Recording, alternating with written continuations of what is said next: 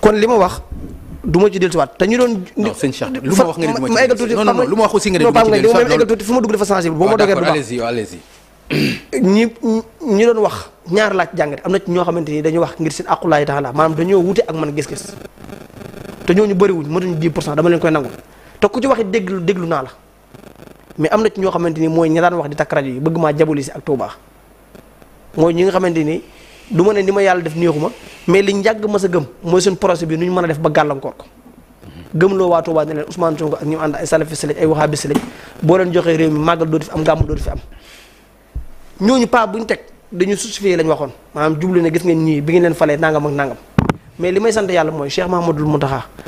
comprendre na li ma wax xam na li ma wax te wax nañ ci man ak moom li ma def mooy ñaanal ma ni ma li ma foogoon ci yow mooy li ma gis ci yow mooy taalibe Sëñ Tuubaa dama lay ñaanal Sëñ Tuubaa ku leeral sa yoon kon loo xamante ni dinaa ko ci wax wala ma di ci commentaire man aw ma ko ci. non mais sëñ Cheikh Thioro li nga wax assemblée nationale ba le premier ministre Ousmane Sonko tontu ci ne li nga wax dinañu dem xool kilifa yi waxtaan ci ak ñoom ndax li nga wax mooy dëgg ñu xool nu ñuy fexee ba kaaraange dëkk ba ñu teg ko ci loxo ñi nga xam ne ñoo war a yor kaaraange lii le premier ministre Ousmane Sonko wax yow li nga wax mooy kaaraange gi ñi nga xam ne ñoo ko yor foofa ca Touba mais waruñu ko yor ñeneen ñoo ko war a yor muy takk der yi loolu su fekkente ni loolu nga wax nee ma loolu nga wax bu fekkente ni nee nga waxuloo loolu ñu xam ne waxuloo loolu. bu fekkee loolu bi nga koy wax da ngaa juum nga ne da ngaa juum ñu avancé. man damaa remettre en cause insécurité bi am Touba ne war nañ cee jóg. civil. état moo am responsabilité civil. ma eggale Pape Ngagne ma eggale kay dinaa wax la ma waxoon état moo am responsabilité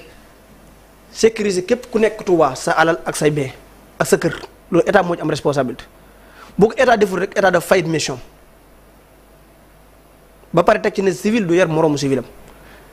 du samay wax Cheikh Mouhamadul Mountakha moo ko waxoon lii laa wax Pape Ngagne. d'accord léegi lan nga bëgg ci Touba lan nga fa bëgg ci sécurité. mooy li fa am barki démb ñu fekk ab xale bu jigéen ci biir këram rendi ko loolu wërta am Touba. mais loolu mi ngi am feneen de. ah mais fu mu amee wër fa am loolu mi ngi am feneen mais Pape Ngagne loolu fu mu amee wër fa am. non damay bañ nga yaakaar ni problème mu ñàkk kaaraange la wala leneen la. loolu ngi am feneen fu Touba Pape Ngagne ma leeral loolu feneen fu mu am. waaw député ba ñooñu fal war naa ñëw assemblée wax ko fa. bërki dem boo Ndiaye am fii ci Malika Pape Ngagne man xale bu jigéen fukki at ak ñaar lañ. Pape Ngagne dañ ko rey. Pape Ngagne man dama am légitimité wax ci turu Touba. waaw damaa dem ñaari élection benn ñu fal ma 109 000 voix benn ñu fal ma 172 000 voix. muy lu am solo. kon su ma taxawee assemblée nationale waruma am si tabu lépp loo xam ne waa Touba dañ koy dund suñ ma ko yóbbantee dinaa ko wax kilifa yi mu concerné. d'accord suñ ko fajee baax na suñ ko fajul waa Touba xam ne lii wax naa ci sama jaan wàcc. ok te li ma ci sant yàlla mooy wax ji am na rebondissement jur na dara. ndax kilifa gi yor wàllu kaaraange gi réew mi déplacé wu na di wax xalifa général des mourides li ma si jublu man mënumaa contre képp ku suñ bi jox ndigal Touba. te Pape Ngagne dama lay leeralal foofu. sama maam biir kër Cheikh Ibrahima Fall la juddoo sëñ Cheikh Thioro. Gànna Diop mii maamam mi jur soxna Lalla Ndiaye Gànna Diop Cheikh Ibrahima moo ko yoroon ginnaaw bi mu jógee ci Alburi Penda. Gànna Diop moo jur Lalla Ndiaye jur sëñ Cheikh Thioro. Gànna Diop Cheikh Ibrahima Fall moo ko mujjee denc sama maam Cheikh Ibrahima ko njëkk a jox addi kon mënumaa contre ku bokk kër Cheikh Ibrahima Fall c'est impossible mënul nekk. c'est-à-dire méthode bi ngay contre maanaam doxalin bi. non du question xëy na léeg-léeg ñu dajeeg nit jàpp ko laaj ko xaalis wala sumi ay yéreem wala nangam xal ma dégg Pape Ngagne sëñ Mountakha li comportement yi nga d'accord sëñ Mountakha li mu wax leer na. waaw xam nga sëñ Mountakha li mu wax leer na. kon li mu wax du ma ci duggaat. non sëñ Mountakha lan. renouveler na leen seen ndigal yi. waaw wax leen li ñu war a def ak ni ñu war a taxaw ak ni ñu war a laabéri nit ki bu jëree sax bu la indi kenn ko leen dajeel laabéri leen ko kon kay loolu leer na loolu mënu ma ci duggati. Cheikh Mamadou Mountakha nga ne moo ëpp ñëpp yërmande gën a bëgg ñëpp Touba taaj na leen wax ak ñoom li mu leen wax dégg nañ ko te ku ci nekk xam ne Baye Fall ndigal lay wéy Cheikh Mamadou Mountakha mi leen jox ndigal bu leen waxante leen ndigal leneen ndigal la ñuy jëfe ñooñu mënu ma remettre seen en cause li ñu def ci yoonu Mouride c'est impossible mënul nekk man Touba mënu ma faa nekk lu dul taalibe te Baye Fall yi li ñu def ci suñu projet bi mënu ma ko fàtte le 10 février kilifa yu bëri bi ñu bañee recevoir Ousmane Sonko ñu sëñ Edou Modou Mbenda lañ ko yóbbu bi mu siyaare ji sëñ Fallou Fallam sëñ Modou Amine ak sëñ Moustapha Fall Mbar takk dere yi kariñ ca diggante ba dafa yebal Baye Fall ne dama leen jëli ji PM kon ñun xam nañ nit ñu taxawoo parce que boo ci génnee li ci yaakaar Cheikh Ibra ak li ci Aïssatou Cheikh Ibra li ci des du bëri kon ñooñu mënumaa remettre en cause li ñu def ñun suñu projet bi ak fi ñu féete Sëñ Tuubaa mënul nekk su ma ko doon def dinaa ci rus lu bëri na ñoo xam ne man ak ñoom ñu bokk waajur ay sëtu Cheikh Ibra lañ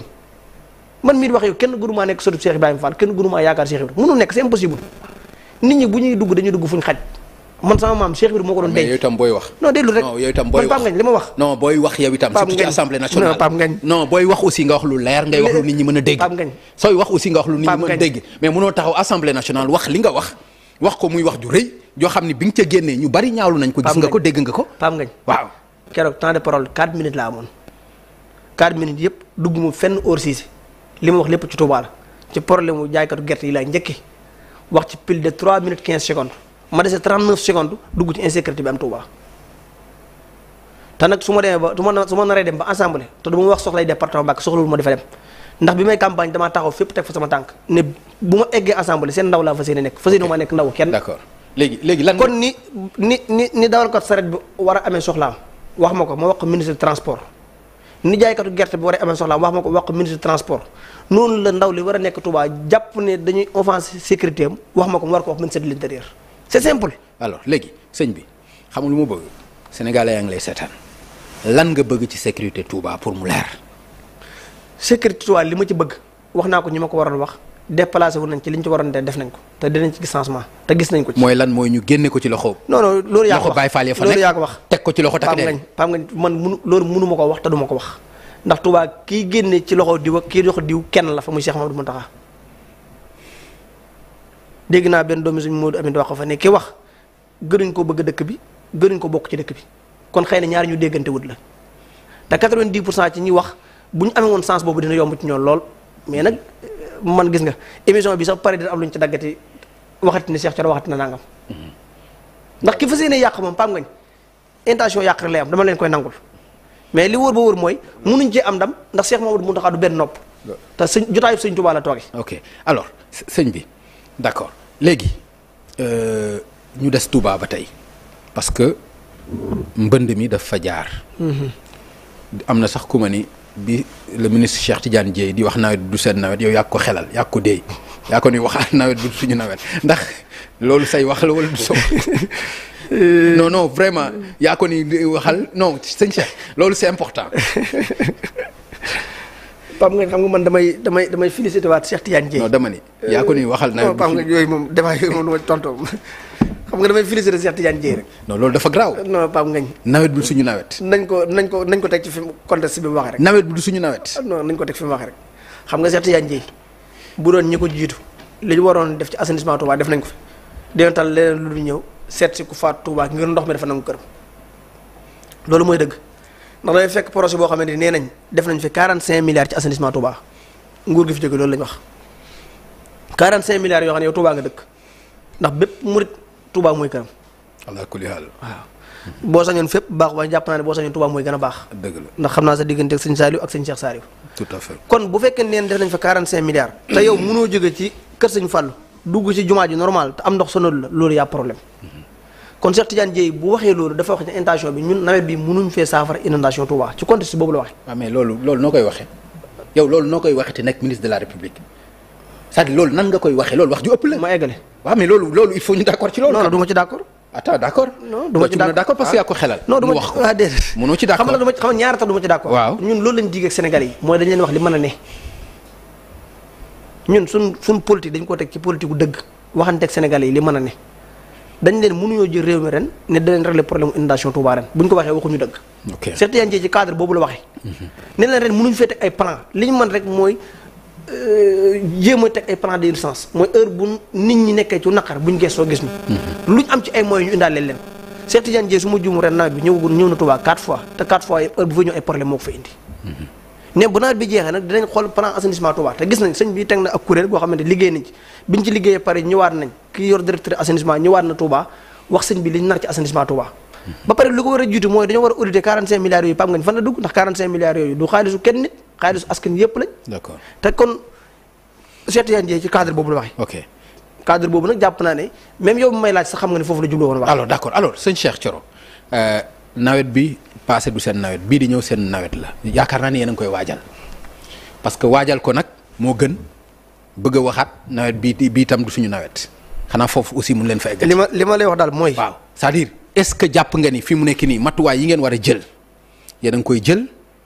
ba nga xam ni li ñu dundoon ci Touba muy lu metti nawet bu nangu kër jàmbur yi ay bakkan des ci mu metti lool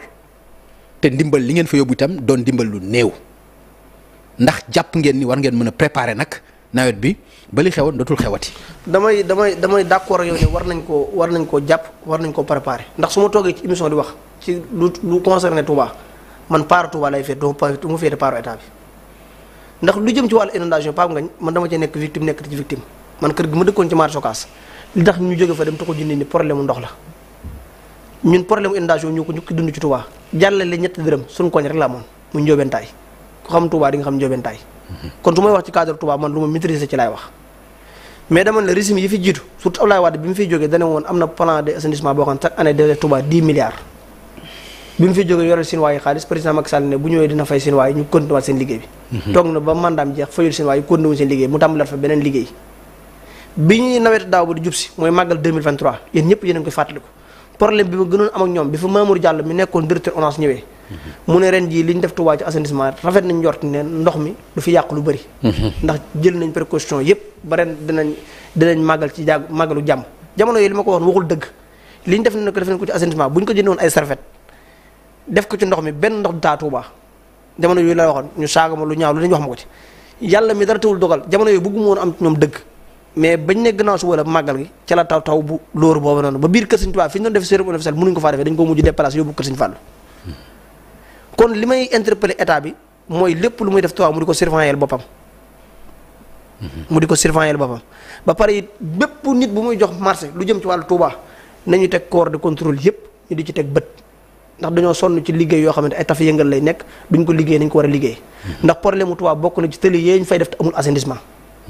parce que benn tëli boo xamante di nga jël ne tëli bi avant ñu koy def nañu fa assainissement amul xam ngeen image yi nii image yu soge la ci murit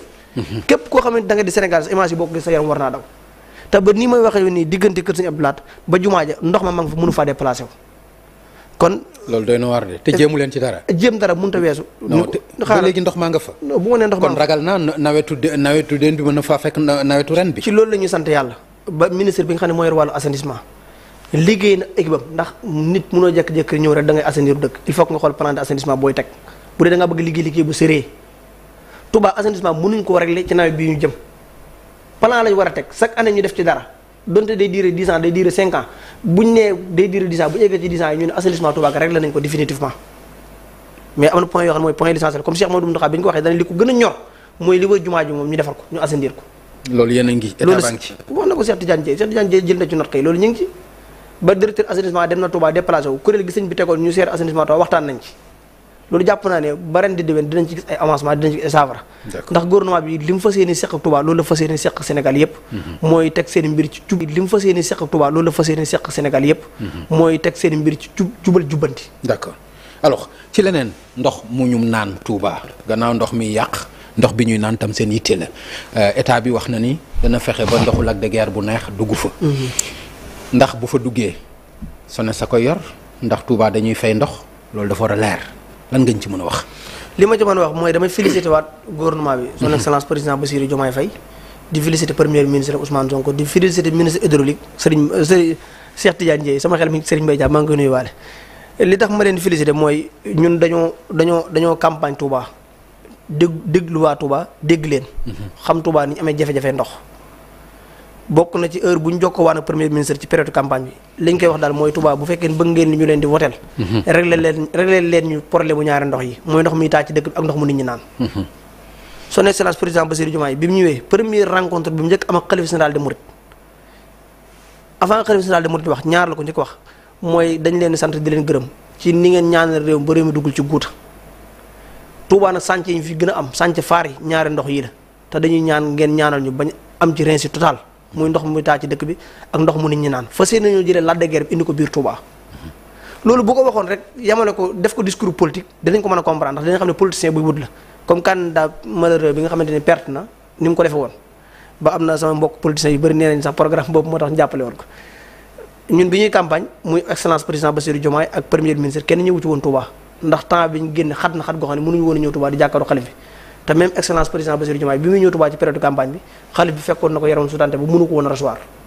kon defuñ ko woon discours campagne biñu demee ba falu nga xam ne amatul lu ñu bëgg ci lañ ñëw waxu xalif bi teg ci ay mesures yu mat sëkk mooy bërki démb mu fekk naa contrat boo xam ne xalifa général des mourides yabaloon na fa sëñ Ibrahima Mbacke Parcelles yabal fa ki yor wàllu Maawu Rahmati jamono yi yebal fa Youssou Diop mi président Hizbut Tarqiyyah état bi ak SONES tamit ñu toog ñu signé contrat ndax loolu dal na xel ndax Touba OFOR moo fa daan intervenir kon bu ñu jëlee décision ne dañu yóbbu ndox mi Touba ne dañ koy dénk SONES ku ci nekk xam ne SONES mooy kër gi gën a mag ci wàllu ndox. sëñ loolu leer na léegi. ñu ñëw ci payoor gi. aaday Touba ci ndox du fay ko xam nga loolu. xam naa loolu. ndox mi bu fa demee naka lay demee. xam nga ndox mi bu eggee Touba na muy demee xalifa général. parce que loolu il faut mu leer ci askan wi. xalifa général dem murid musul bañ Touba fay ndox. loolu it na leer Pam Ngañ. d'accord te projet bii ñuy yóbbu Touba. du càgg ni gouvernement bi rek ñoo tënk yóbbu ko Touba. dañ ci waxtaan ak xalifa général dem murid wax ko ni ñu ko fay yóbboo.